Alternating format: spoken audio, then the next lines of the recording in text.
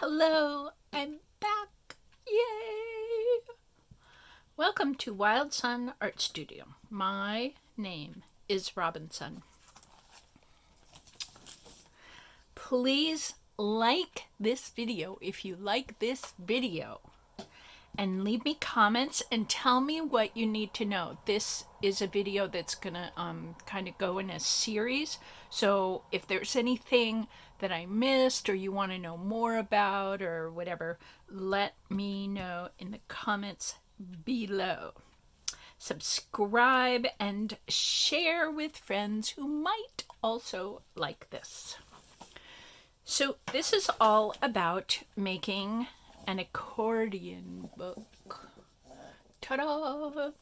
So in April, there was an accordion show, which is turning into an annual project at the Camden, Maine Library, all put on by Amy, who is one of the librarians there.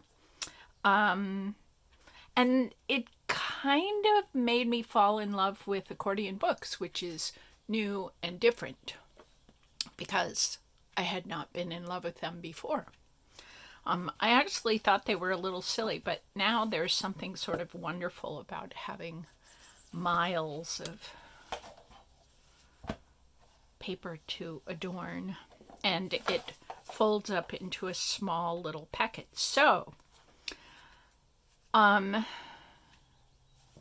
this is going to be part one, and I want to show you what the book looks like when it has just plain paper.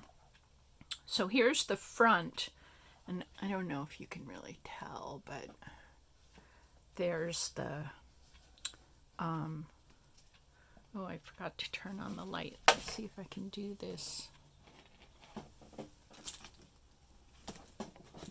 gracefully.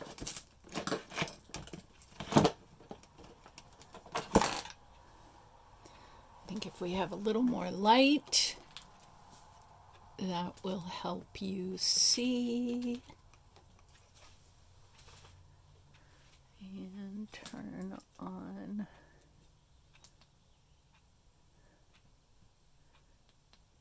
Ta-da! There. Okay, so the plain pages. I don't know if you can see this, but right here there's actually two pages, one glued slightly over the end of the other page. So there's a seam right there. But, I mean, it's hard to see, so we're okay. So this is half a sheet of a 8.5 by 11 piece of cardstock. Now, I used cardstock for this particular book, but I've also made books out of much lighter paper. Actually, one was, or a couple of them that I have that I'll show you later, are made out of like newsprint. Like, it's really lightweight paper, but there's so much stuff that gets glued on that it kind of beefs up the strength of the paper a bit. So that's helpful. So this is step one, cutting the cardstock and putting the paper together. And then step two is matting the pages. Now, I made this paper. So, and I made this paper. So in this book, I've made all the stuff in the book. I've made all these little cards.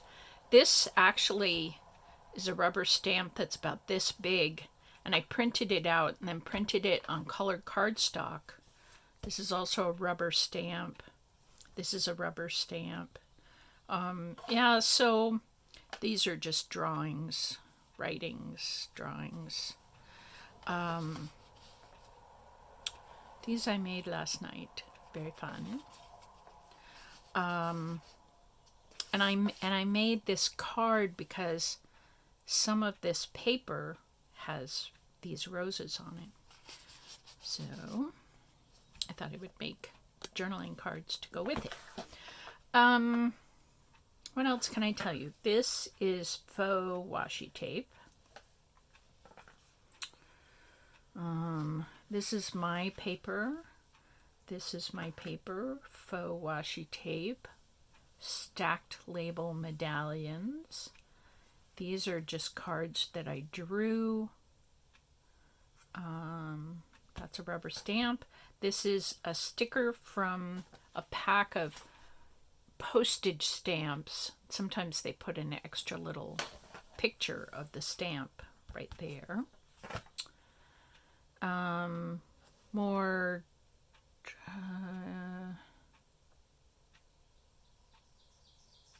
I think these are all rubber stamps that I just shrunk down. I kept making them smaller. Drawings. This is somebody else's. Tim Holtz, maybe? I don't know. This is a photograph. I laid some cool stuff that I had. This actually was years ago, floating around in my studio. I just laid it on top of my copier and then I copied it. That was fun. This also is one of those little glass beads. I don't have any here on my desk. This is a pocket. Fake washi tape. Kinds of cards with drawings and words. Another pocket with more drawings. How do you like that? Rose. I like this a lot. I like roses. More rubber stamps. Various drawings. I mean, this is just on brown shipping paper. I kind of like how that looks, the feel of it, the energy of it. This is another one of those, what is it, 2 by 3 inch rubber stamps. I did a bunch back in December, I think, of 22. I did a whole bunch of Corazon hearts. It was for Julie Fayfan Balzer's Carved December. So I just made a Corazon heart every day. It was very fun. They looked terrific. And I wanted to leave some of this book kind of plain so I can go through with you and show you how I talk about all these papers and show you how I did it. And maybe you could do that too. And I'll do one video of the next video of showing you how I actually construct the book. And there is a little tiny bit of fussiness to get the spine and the foredge on the book exactly the way I wanted it, kind of square. And also another thing about these accordion books is I'm doing the front side of the paper and the back side. So I'm decorating everything. And there isn't enough stuff on these pages, so I'll have to make some more. Ooh, I haven't made any paper cuts for it, so I'll do that. But I wanted to leave some blank pages so I can kind of show you what I'm doing along the way. So first, I will show you how I constructed the book, and then I'll make another a video about matting the papers on. And you can use anything. You don't have to hand make all of your papers. You can use other people's papers as well. And then the last video will be, how many ways can you embellish. Now, the thing that's true about accordion books is there isn't much depth in the spine, so the papers can't. I love making books that have like lots of pockets and interactive stuff, and it makes the book be kind of bulgy. And that's from a child's book, that word bulgy. Anyway, Rosie and somebody, I'll have to ask my kids. So in these books, I tried to make all of the embellishments be really flat. So no like rolled paper roses and handmade paper tassels and all the stuff that I do. I just wanted to keep this really flat so that when I fold up the book, it looks like that. Right. So for next time, you will need as many pieces of this paper as you want. We're using half pages. So this is like half a page. For this book, I used 4 pieces of paper, which gave me 8, because you get 2 out of every page. 8 sort of page sets out of it. And this is about how thick it ends up being. So that's cool.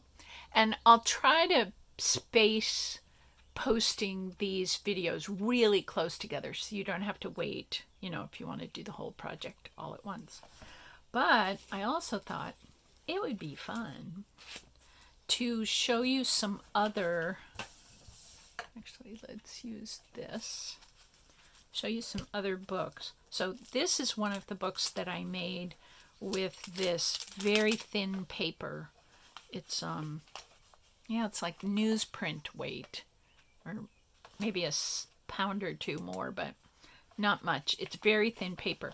Now what I did with this was, you know how you can take a credit card, an old credit card, or even a piece of cardboard, and scrape paint against paper, and you get color, but you don't get depth. There isn't a lot of, brush strokes and stuff.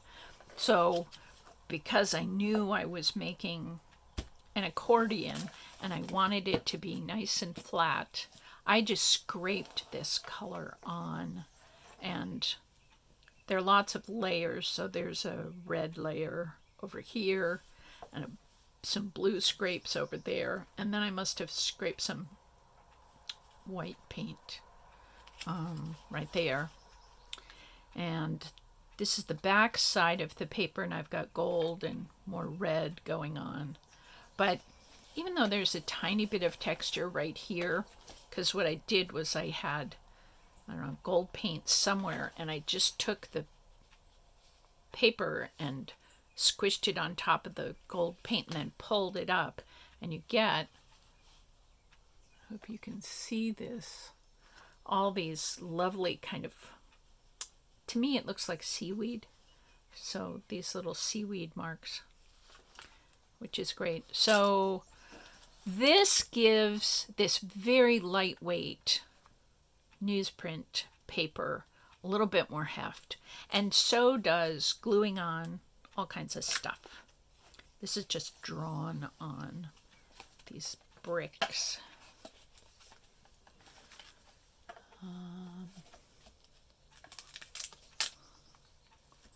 So this is the front of the paper, all this golden stuff. Look at this paper cut. Isn't that cool? So I folded the paper in half and in half again. So it's that. That was the design I cut. This in the middle. Very fun.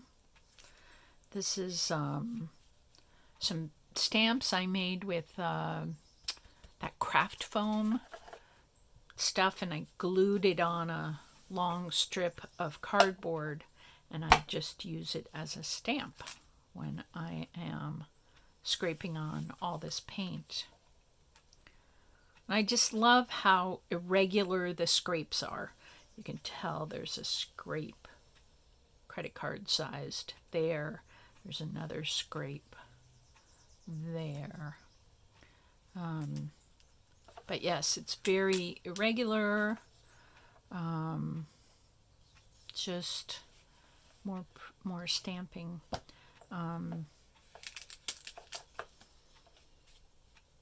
Yeah, and so then I can draw over the top. I can glue other papers on.